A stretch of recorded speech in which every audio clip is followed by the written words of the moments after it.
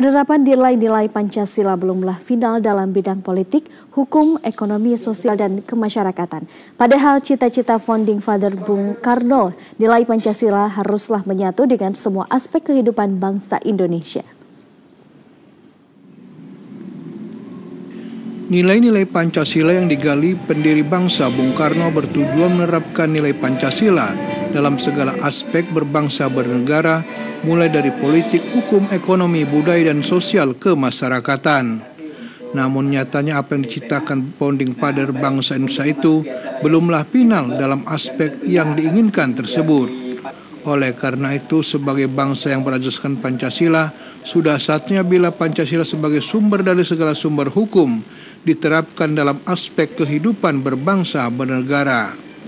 Pentingnya penerapan nilai Pancasila mengemuka dalam diskusi virtual yang disampaikan Ketua Umum DPP Advokasi Rakyat UT Nusantara Arun, Bob Hasan dalam webinar Zoom yang digagas kedaipena.com. Virtual ini dalam rangka memperingati Bulan Pancasila dan Haul Bung Karno. Ketika dia harus menjadi dasar negara kita, maka dia harus ditempatkan menjadi sumber dari segala sumber hukum. Ketika dia masuk ke dalam sumber dari segala sumber hukum, dia harus menjadi satu sistem model hukum di Republik ini. Apapun itu berangkat daripada sistem. Kita mau menuju kemana-kemana menggunakan motor, mobil itu punya sistem. Gitu. Nah kalau ini kita belum punya sistem. Gitu. Maka kita tidak akan bisa berdaulat dalam politik, dalam ekonomi yang mandiri maupun yang kebudayaan yang berpribadian kita, itu belum bisa. Menurut saya itu. Bob Hasan menambahkan ke depan nilai Pancasila sudah seharusnya terpatri dalam mengawal perjalanan bangsa Indonesia.